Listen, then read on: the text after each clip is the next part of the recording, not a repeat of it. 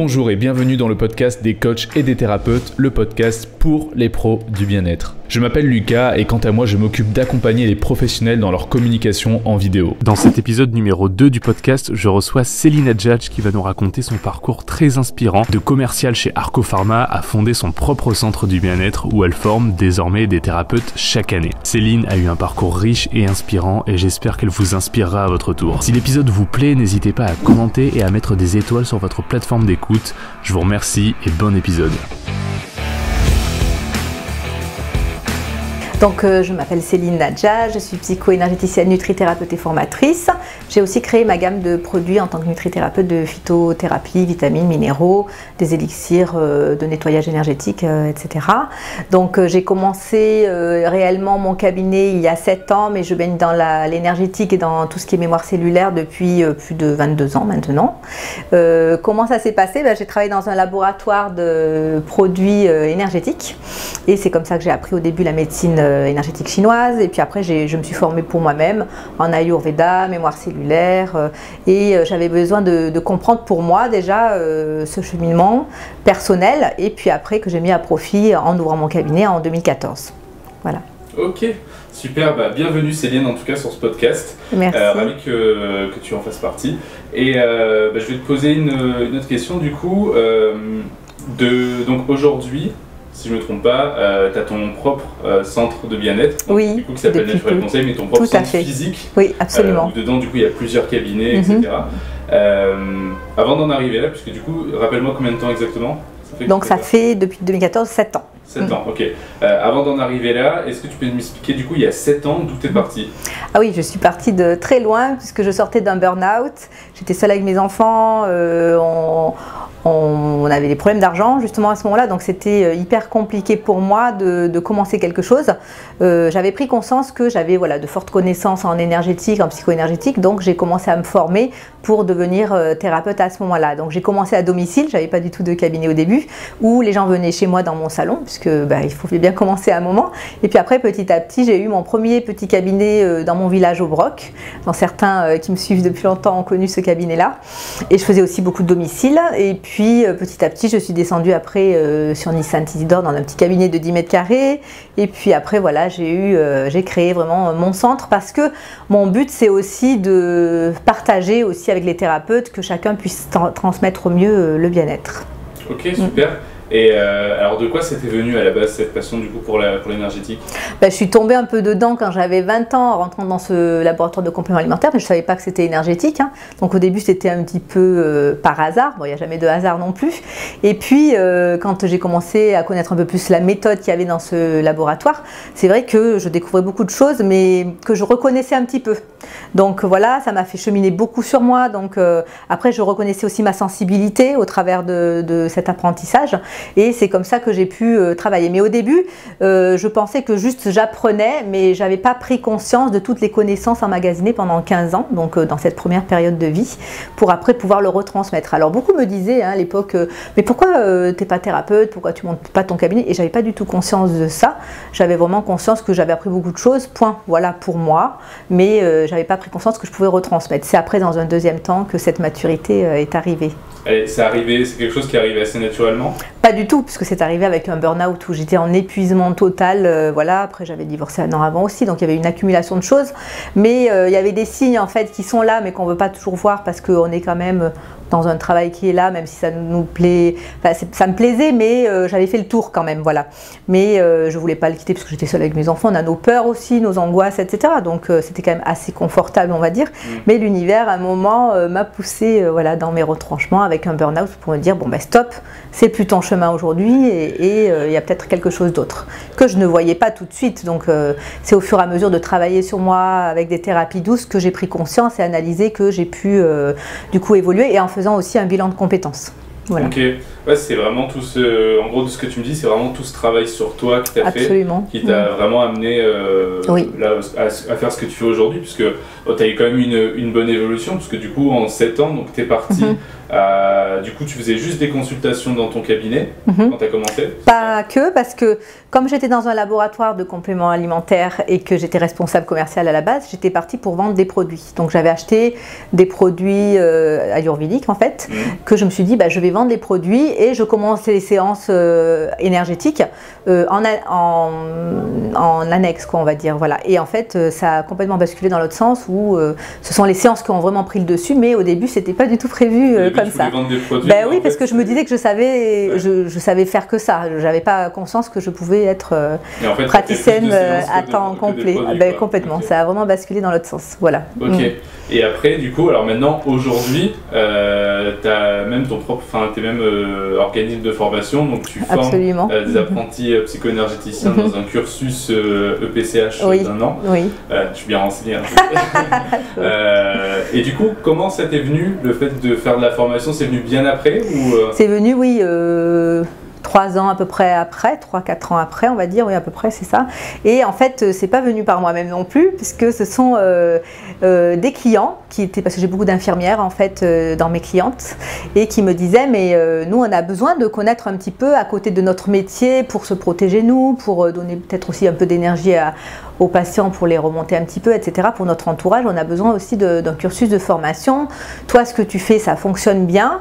Pourquoi tu nous formerais pas? Et donc, elles m'ont poussé vraiment à créer ce cursus de formation. Donc, quand j'ai été prête, après, je me suis lancée là-dedans. Et puis, j'ai voulu être organisme de formation après pour vraiment, après, mettre les choses en place sérieusement.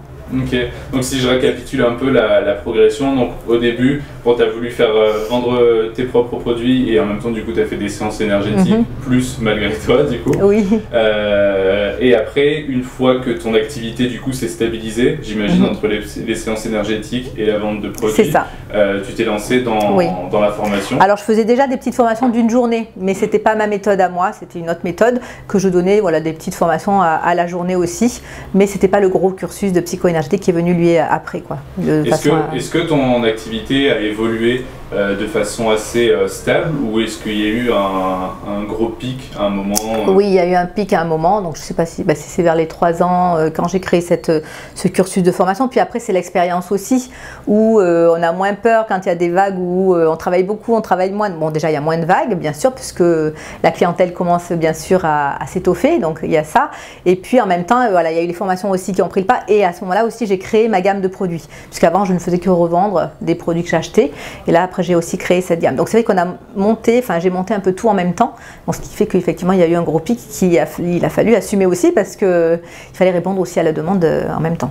Bah d'ailleurs, vu qu'on y vient, ça a été quoi du coup? Donc au bout de 3 ans, tu as eu ce gros pic, oui. C'est ça? Donc au niveau tant du chiffre d'affaires que de la charge de travail, parce que bon, ça doit aller ensemble souvent. Et ça a été quoi du coup ton plus gros challenge à ce moment-là? Mon plus gros challenge, ça a été d'être bien accompagné parce qu'on peut vite capoter quand on n'arrive pas à subvenir aux besoins de tout ce qui arrive et ça peut faire un peu l'effet soufflé où ça gonfle et ça redescend. Ouais. Donc c'était vraiment d'être bien accompagné avec des professionnels experts en leur domaine qui m'accompagnent pour bien créer et pérenniser tout ce qui se met en place. Voilà. Ok. De structurer bien les choses. Voilà, exactement, parce que des fois, moi je suis forte dans mon domaine, mais des fois dans l'organisation, la structuration, créer l'organisme de formation, etc., c'était pas le mien, donc je suis allée vers des gens qui étaient experts dans le leur. Ouais, parce que du coup, au bout de combien de temps, donc tu as commencé à faire tes propres formations, au bout de combien de temps tu les as agréées, du coup pour qu'elles soient éligibles au CPF? Ça a mis 1 an à peu près. C'est quelque chose que tu as fait directement par contre? Ça s'est fait direct au fur et à mesure quand même, oui. Après, une fois que c'est lancé, oui. Voilà. Du coup, la première grosse formation que tu as lancée, ça a été direct le cursus Non, j'avais des petites journées, je faisais des petites journées au début. Voilà. Donc des petites formations d'une journée. Ouais, c'est ça. Okay. Et après, quand tu es passé organisme de formation, c'était avec le cursus PCH? Non, il s'est lancé un an avant. Et puis après, petit à petit, on a commencé à mettre en place l'organisme de formation pour cette formation-là ou d'autres, puisqu'il y en a d'autres aussi. Ok, tu veux rappeler rapidement ce que c'est le cursus PCH? Oui, c'est vrai. Donc, c'est pour devenir psycho-énergéticien, donc énergie psychocorporelle holistique. Donc, ça veut dire qu'on va prendre la personne dans toute sa globalité, autant au niveau énergétique, émotionnel, physique. Bien sûr, on ne travaille pas en médical, hein, ça n'a rien à voir. On est vraiment à côté de ça. Et de par les énergies, quand les énergies sont perturbées dans le corps, ça génère des émotions et bien sûr après des blocages aussi physiques qui vont de pair. Et nous, on va remettre l'énergie, donc on va aller chercher la cause de ce qui a créé cette énergie déséquilibrée et pas regarder le haut de l'iceberg, mais voilà la cause de ce qui a créé ces déséquilibres pour pouvoir les rééquilibrer et aussi lâcher des choses qui sont à nous ou pas, parce qu'on peut aussi porter des choses qui ne sont pas à nous, comme à nos parents, les peurs comme maman, les angoisses comme papa. Voilà, donc aussi libérer au maximum notre corps, autant au niveau émotionnel ou physique, pour être soi et avancer, faire ses choix dans sa vie. Donc il y a tout un cursus et en fait, dans ce cursus sur un an, avec à raison d'un week-end par mois, on apprend tout ce que moi j'ai eu besoin en 20 ans, tout ce que j'ai appris en 20 ans, pour vraiment avoir quelque chose de complet et vraiment avoir un cabinet et un vrai métier complet. Parce que là où je me suis aperçue aussi, le premier défi que j'ai eu en fait, ça a été de m'apercevoir que sur le marché, il y avait beaucoup de tout et de rien en thérapeute. Il y en a qui se disent thérapeutes alors qu'ils n'ont fait qu'une journée de formation. Et je me suis dit, mais comment moi, les gens vont pouvoir voir que je suis sérieuse finalement par rapport, parce qu'ils ne sont pas initiés les gens, donc par rapport à quelqu'un qui ne l'est pas du tout. Et parce que ces gens-là parlaient plus ou avaient plus de bagou, et moi je ne savais pas du tout avoir ce bagou-là. Je me suis dit, au début j'ai eu mes peurs là-dessus, où je me suis dit, mais comment ils vont me trouver ou voilà, rester en tant que client. Et en fait j'ai vite vu que les gens, voilà, en fonction des résultats qu'ils avaient, évidemment, il n'y avait pas photo. Et donc là, ils revenaient. Puis d'ailleurs, j'ai une clientèle depuis 7 ans qui me suit très régulièrement. Voilà. C'est marrant que tu viennes à ce sujet-là, du coup, parce que je voulais en parler. Donc du coup, à la sortie de ce cursus, ceux qui l'ont suivi deviennent souvent psycho-énergéticiens, PCH, PCH à leur compte. Donc tu as environ 70-80% qui ouvrent leur cabinet après la formation. Voilà, on va dire 70%. Chacun va à son rythme aussi pour commencer. Et pour te dire, cette formation, je vais faire la formation comme ça, ou c'est un besoin qu'il y a? Les gens cherchent à être formés de cette façon. Alors, j'ai pas commencé comme ça. J'ai commencé surtout par rapport à moi, en tant que thérapeute, comme je savais pas que j'allais devenir thérapeute au début. Je me suis dit, là, il me manque quelque chose. Voilà. J'avais des clients qui venaient, j'ai un problème de, je sais pas, système lymphatique, je dis n'importe quoi, hein, c'est un exemple. Et là, je me suis dit, mince, j'ai pas ce qu'il faut pour. Donc, c'est moi où je répondais à la demande en me formant moi. Et c'est là que j'ai accumulé en fait toutes ces connaissances. Et puis après, bien sûr, mon intuition aussi a fait que j'ai créé ma propre méthode de tout ça. Et puis de base Ayurveda, médecine chinoise, mémoire cellulaire, phytothérapie, etc. Donc j'en ai fait après mon propre cursus. Mais c'est plus dans ce sens-là où c'était les besoins de mes clients qui m'ont fait que j'ai appris par rapport à ça. Et puis après, du coup, j'ai tout retranscrit dans une méthode complète. Ce qui fait qu'on peut répondre vraiment à toute problématique de personnes qui viennent nous voir, que ce soit petit et grand, puisqu'on redonne aussi l'énergie qui bloque dans le corps. C'est un besoin que tu as identifié du coup à la base chez tes clients? Exactement, je suis partie de là. Parce que moi, ce que je me demande, c'est comment tu t'es dit, au début, est-ce que tu as eu peur, notamment la première année, de te dire, est-ce que je vais avoir assez de monde? Tu vois, de te dire, est-ce que je vais avoir assez d'élèves? J'étais morte de peur, évidemment. Je crois que tout le monde commence par ça. Parce qu'on voit toujours le verre à moitié vide plutôt qu'à moitié plein. Donc j'ai beaucoup travaillé aussi là-dessus. Ça passe aussi chez le thérapeute par un travail sur soi, mais c'est incessant, c'est permanent. Moi, je travaille sur moi tout le temps. Je reçois au moins 3 séances par mois pour travailler, être toujours bien. Parce que si on n'est pas bien, bien sûr que on a un moment, un coup de mou, et il y a les peurs qui reviennent, etc. Donc bien sûr, la peur de l'agenda vide, la peur de pouvoir en vivre, la peur d'être seule avec mes enfants et de pouvoir assumer tout le monde, les crédits, la vie quotidienne, quoi, on va dire. Donc forcément qu'il y avait énormément de peur. Et comme j'avais aussi une énorme peur de manque d'argent, et ça c'était aussi dû à mon enfance, donc ce qui surenchérissait les peurs. Donc j'ai vraiment beaucoup travaillé là-dessus parce que je savais que sinon ça pouvait capoter. Parce que si on s'aligne avec ces peurs-là, c'est fini, on n'avance pas. Donc il y a vraiment un travail sur soi aussi à faire, je dirais, en plus que d'apprendre pour retransmettre. Il y a vraiment un travail personnel à faire de la part du praticien. Bon, je savais qu'après, en termes d'études de marché, comme j'étais dans un laboratoire au niveau d'une méthode énergétique qui avait quand même un besoin, je le voyais bien qu'il y avait un besoin, et que ça complétait aussi beaucoup le médical, où là il y avait une niche un peu vide des fois, où il n'y a pas de solution, et là ça a apporté un confort en plus. Donc c'est ça aussi qui m'a permis de voir qu'il y avait un besoin, puis aussi mon côté intuitif. Ouais, j'ai plus suivi mon côté intuitif. Enfin, en fait j'ai croisé les deux, parce qu'il faut toujours croiser les deux. Le côté quand même société qui est bien là et les besoins, et mon côté intuitif. Voilà. Ça c'est un bon point que tu as. Est-ce que tu penses que des fois, d'après toi, c'est quoi le problème si on croise que l'un ou l'autre? C'est pas complet. Ah ouais? Ouais, c'est pas complet. Parce que si, moi je vois, hein, même par exemple un ingénieur ou ce genre de personnes qui sont très dans le mental, le calcul, le contrôle, donc du coup ils sont hyper stressés parce qu'ils sont que là-dedans, mais ils ne laissent pas aller aussi qu'est-ce que mon corps a besoin ou et donc du coup ça marche à moitié. Voilà. Quand on coupe vraiment les deux, qu'on croise les deux, là ça fonctionne pleinement parce que on est dans une société, mais il n'y a pas que la société, il y a le côté aussi autre que ça. On le sait bien dans nos ressentis aussi, on le sent qu'il faut que tout soit aligné finalement. C'est vrai que nous deux on travaille ensemble depuis déjà un petit moment, et c'est vrai que moi c'est une chose que j'ai remarqué chez toi, c'est que tu arrives à croiser le côté vraiment entre guillemets business et aussi énergie, intuition, ce que ressentent les gens sans forcément qu'ils te le disent, etc. Bien sûr.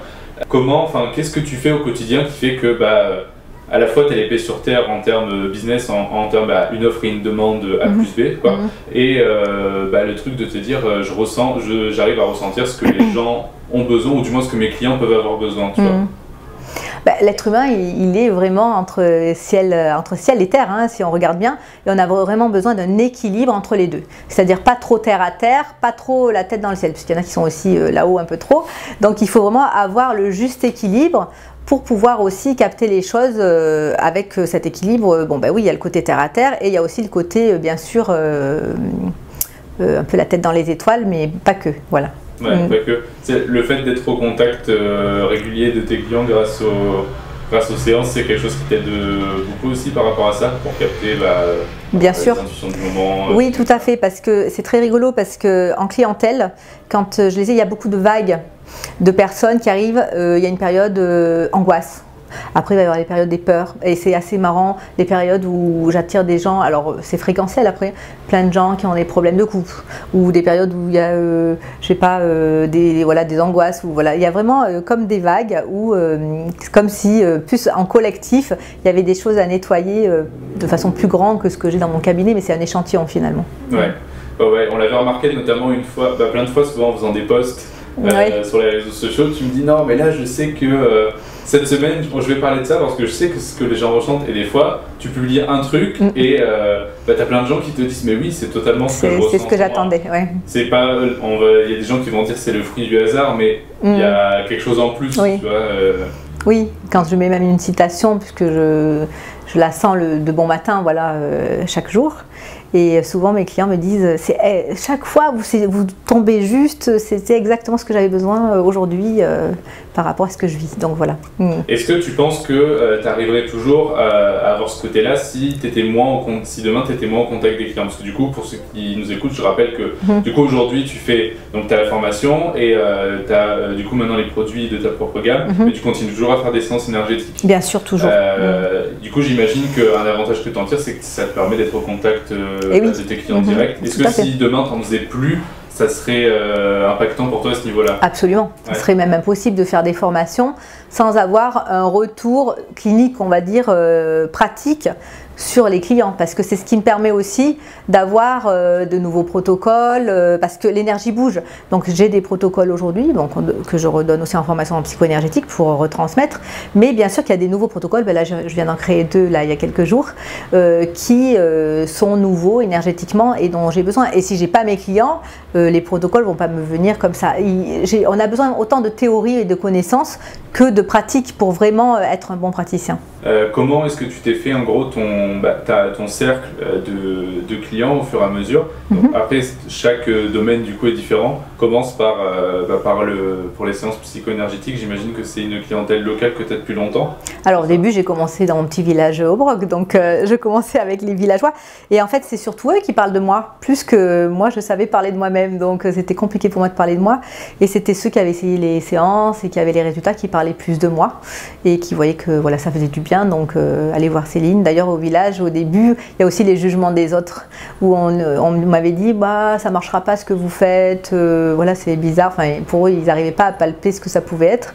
Et puis après, au bout d'un an ou 2, les gens disaient dans le village, écoute, va voir Céline, on ne sait pas comment ça marche, mais en tout cas, ça fait du bien. Et quand tu reviens, après, ça va beaucoup mieux. Donc c'est vrai qu'il y a aussi les gens qui parlent pour nous. Donc ça, c'est vraiment le bouche à oreille, le premier la plus grande diffusion de communication.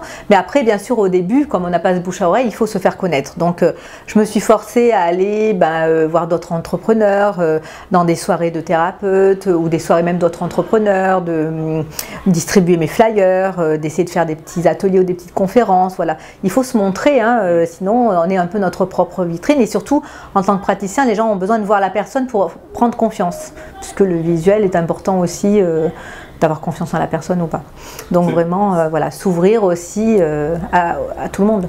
On croit que parce qu'on est praticien, il faut aller voir que d'autres praticiens, mais en fait non, parce qu'il y en a qui se sentent en concurrence du coup, alors que les gens qui ont le plus besoin de nous, c'est tout métier, c'est pas le métier en question, c'est la personne en fait. Ouais. Donc c'est se faire connaître auprès de la personne. Pour les formations, du coup, c'est un peu plus compliqué là pour le bouche-oreille, pour les formations ou c'était Les formations, non, on communique différemment. C'est pas le même type de personnes. Ce sont des personnes qui ont envie de faire un nouveau métier, souvent, qui ont envie, voilà, de se comment on dit, se reconvertir, merci, je trouvais pas le mot.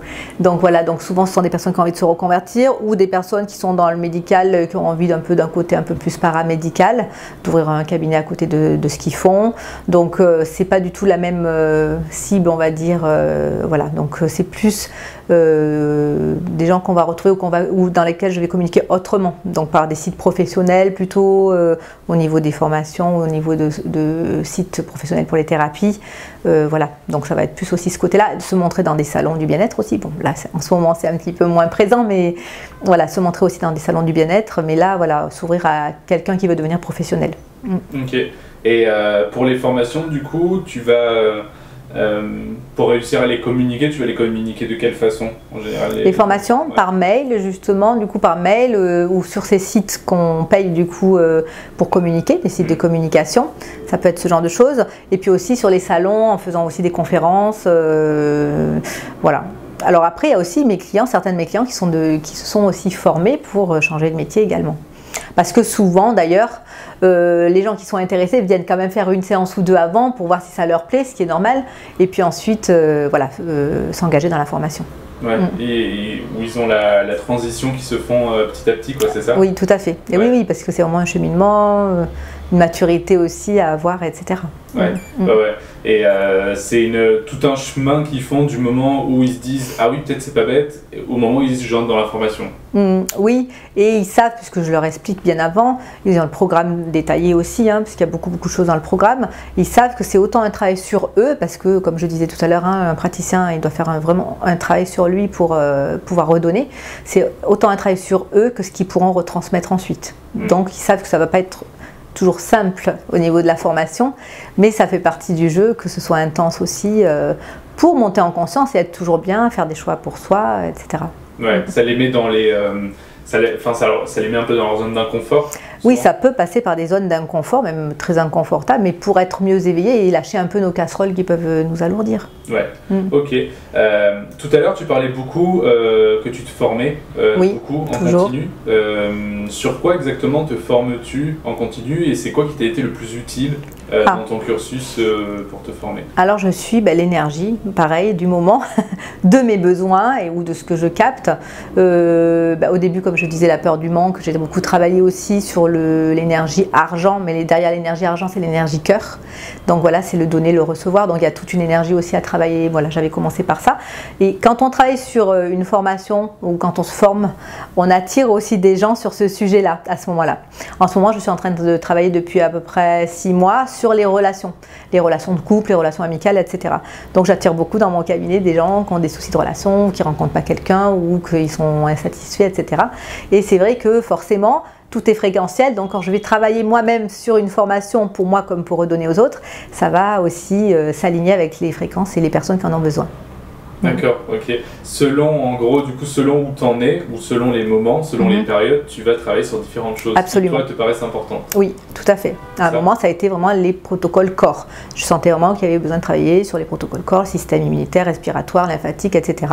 Voilà, là, maintenant, c'est les relations. Demain, ça sera sûrement autre chose. Ouais, ok. Du coup, il y a une formation justement que tu fais à ce sujet. J'imagine que tu travailles pas mal aussi sur la loi d'abondance au niveau de l'argent. Et à quel point, du coup, ça t'a impacté, ça, du coup, pour toi? Ça ça m'a, comme je disais, par rapport à mes peurs aussi, de pouvoir vivre du métier. Et puis après, ça a été de pouvoir vivre correctement aussi. Parce que souvent, on s'aligne à « Ah, j'ai tant de charges, donc je veux juste ce qu'il faut ». Souvent, c'est ça, et on s'arrête là. En fait, non, pourquoi on ne vivrait pas bien aussi à côté, de se faire plaisir, puisqu'on travaille beaucoup, et après on a envie de partager, etc.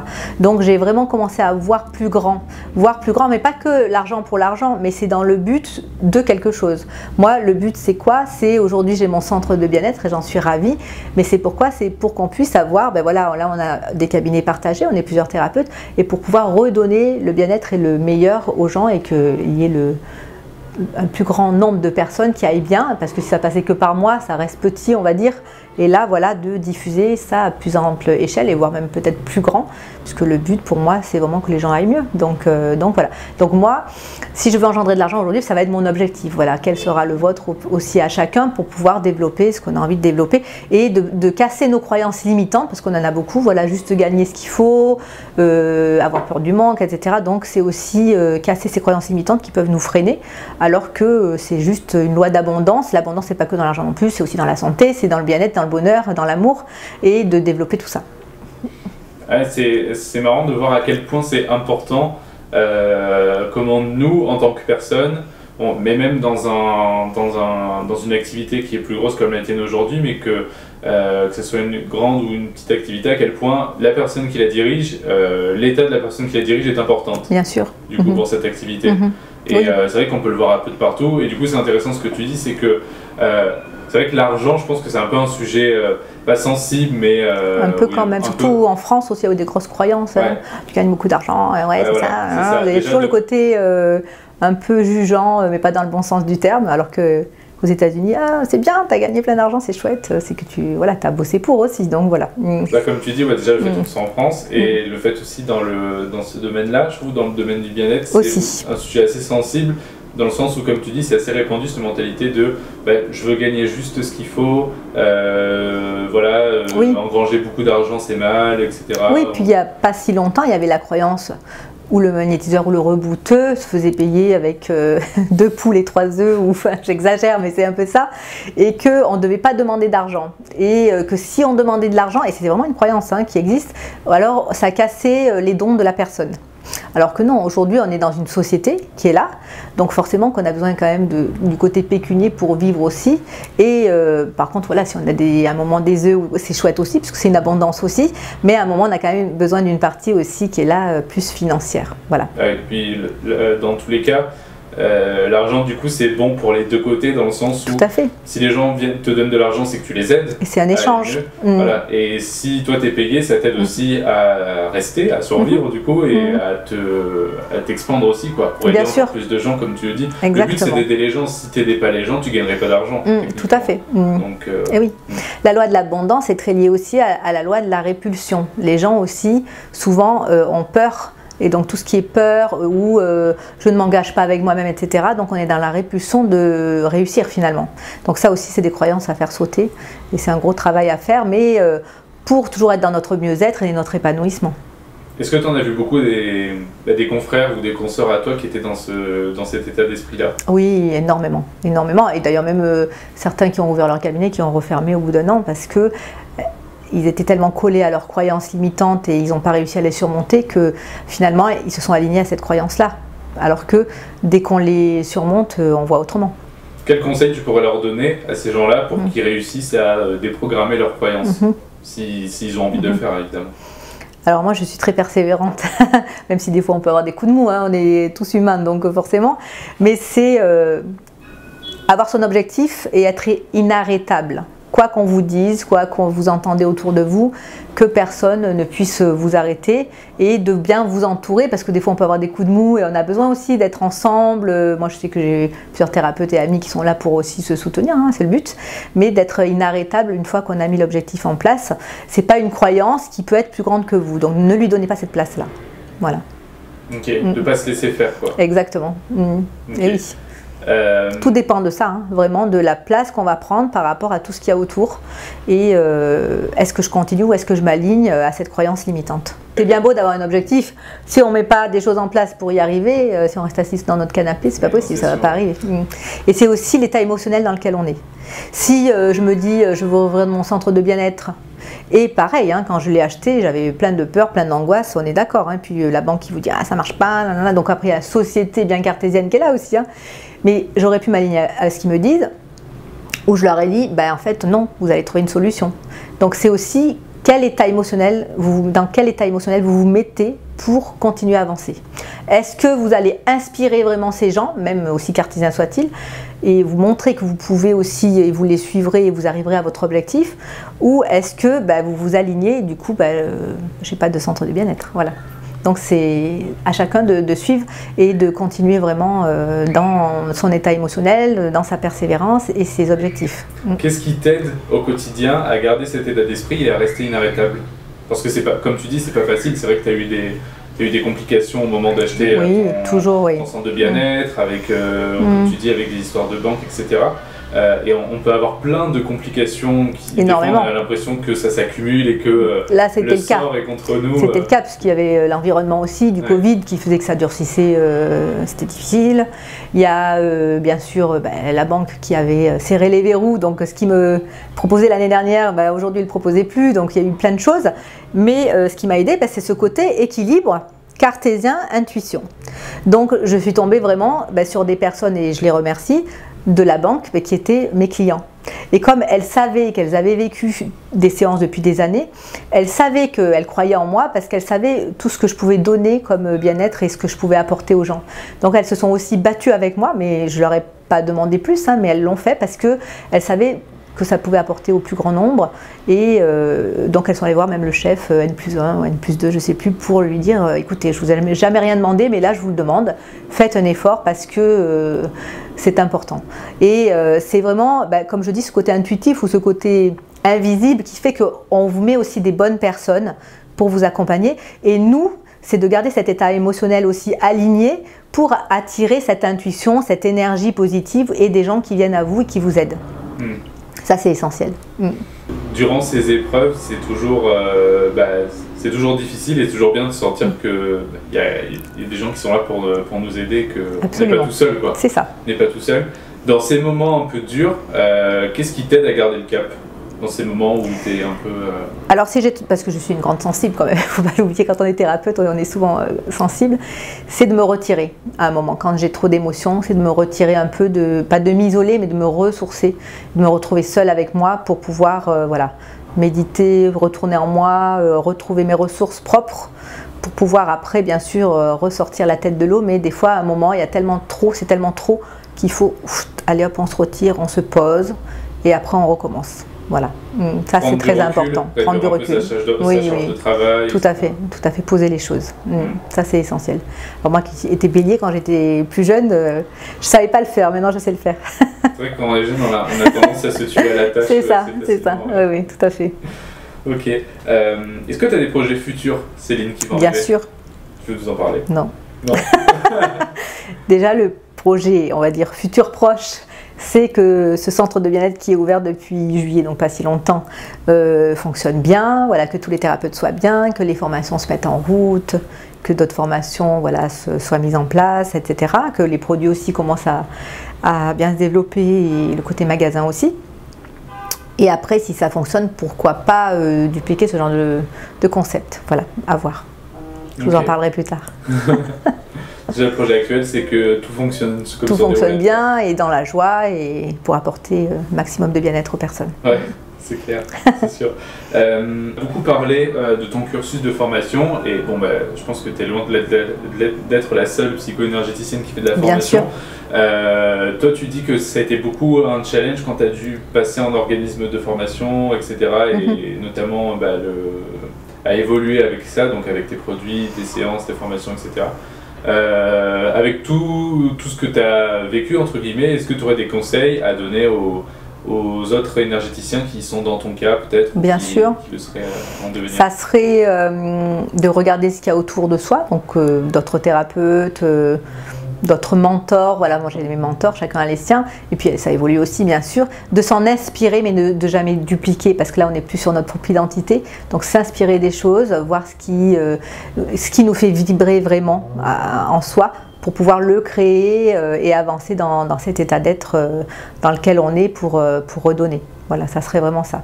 Ouais. Voilà. C'est important d'avoir un mentor, d'après toi? Ou plusieurs, ouais. Enfin, pour moi, oui. Après, peut-être que certains, non. Voilà, chacun, après, va s'inspirer de certaines choses. Il y en a, ça va être des livres.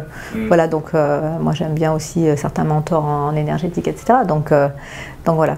T'en as un, toi, si tu veux nous en parler ou... J'aime beaucoup Bruce Lipton, voilà, qui est vraiment un de mes mentors.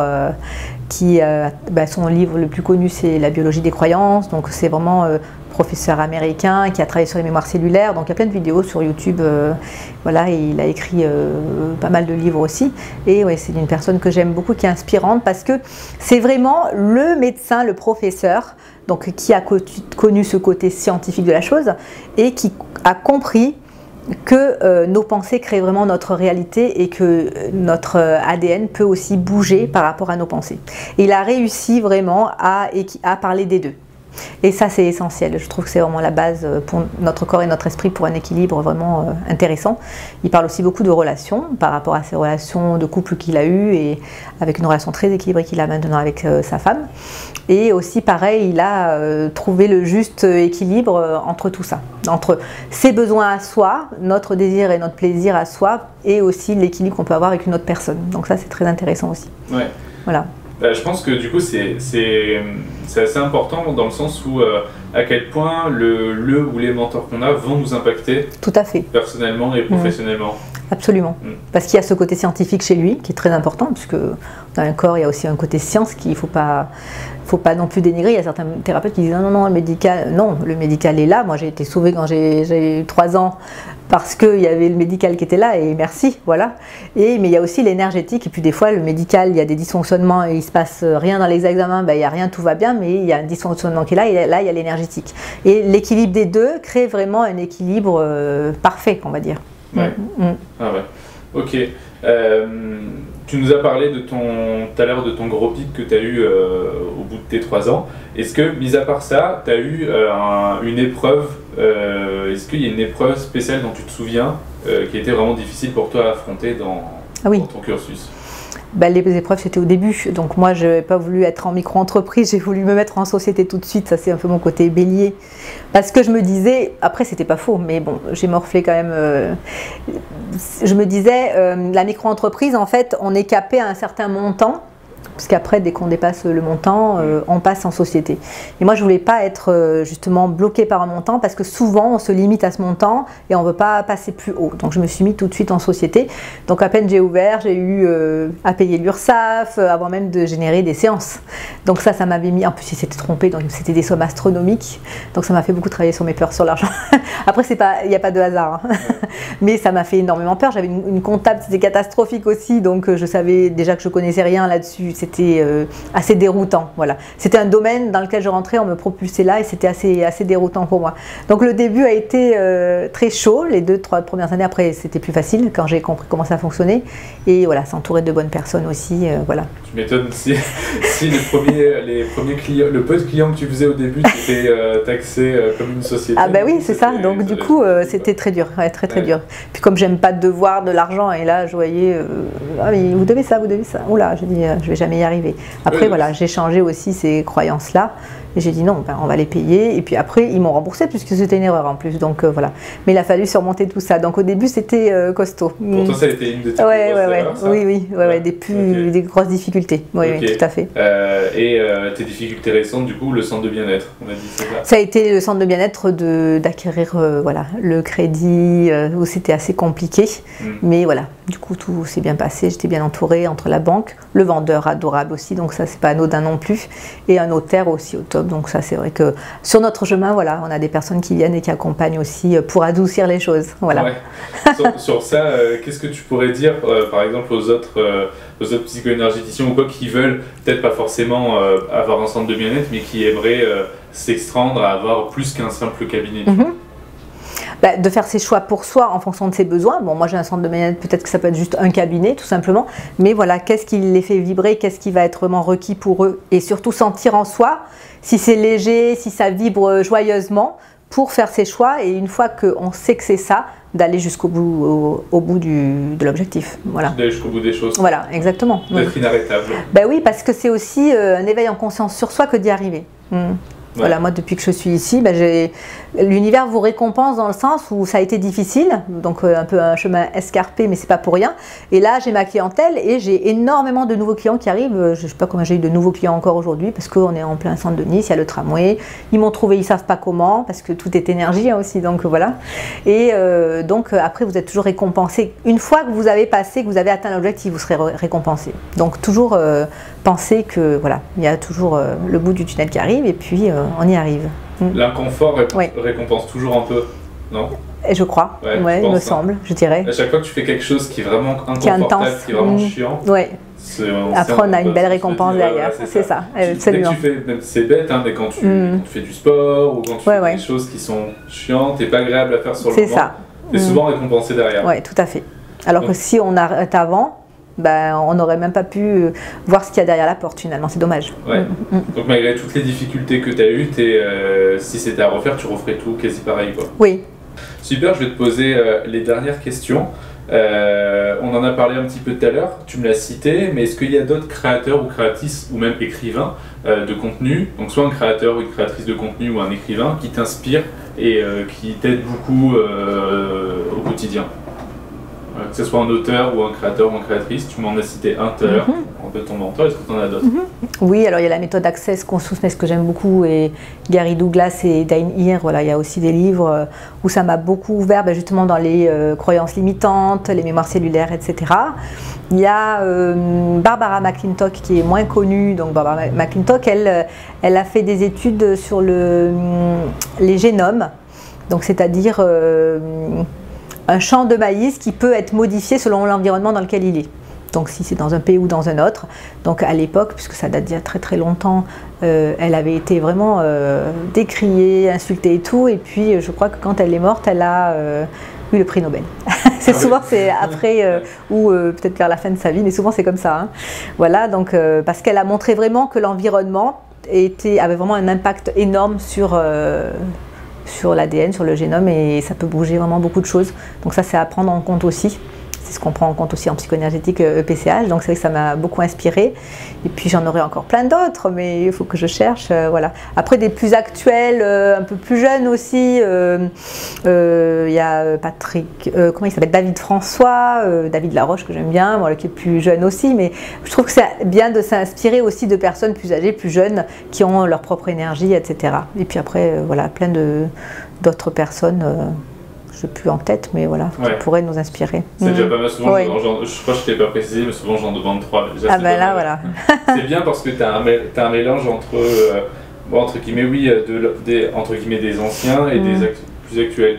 Tout à fait. D'avoir un mélange, je pense, comme tu as dit. Oui. Pour pas non plus, pour savoir ce qui se fait aussi maintenant. Oui. Ok, super. Et dernière question. Quel conseil ou quelle phrase tu dirais à Céline d'il y a 7 ans, qui se lance et qui crée sa société les yeux fermés? Je lui dirais de paniquer moins. De paniquer moins et d'être moins dans les émotions. Ouais, parce que c'est vrai que je paniquais très très vite pour un rien. Bon, après je sortais du burn-out, j'étais plus faible que maintenant. Et donc je paniquais très vite, je m'emballais vite dans les peurs, les angoisses, etc. Donc c'est voilà. On se pose, comme je dis, voilà, ça c'est assez récent chez moi de me poser, de me ressourcer. Donc c'est vraiment, voilà, de se poser un peu plus. D'être plus relax. Voilà, plus relax, pour voir les choses avec du recul et avancer en étant bien entouré. Oui. Donc c'est ça. Et s'entourer bien, ça c'est important aussi. Ok, bah super. Où est-ce qu'on peut te suivre ou te retrouver, Céline? À plein d'endroits, je crois. Donc, sur Facebook, YouTube, sur mon site internet, mes sites internet, puisqu'il y a la boutique La Thérapie et les formations. Et puis voilà. Ok, donc Céline Adjadj, c'est ça? Oui, c'est ça. Facebook, Instagram, YouTube. Tout à fait. Je crois que tu as des super vidéos en plus. Il paraît, oui. L'épisode est terminé. Si toi aussi, comme Céline, tu veux créer des vidéos qui ont pour but d'augmenter ta visibilité et de faire venir à toi des clients qui te correspondent, tu peux cliquer sur le lien en description et je te dis à très vite.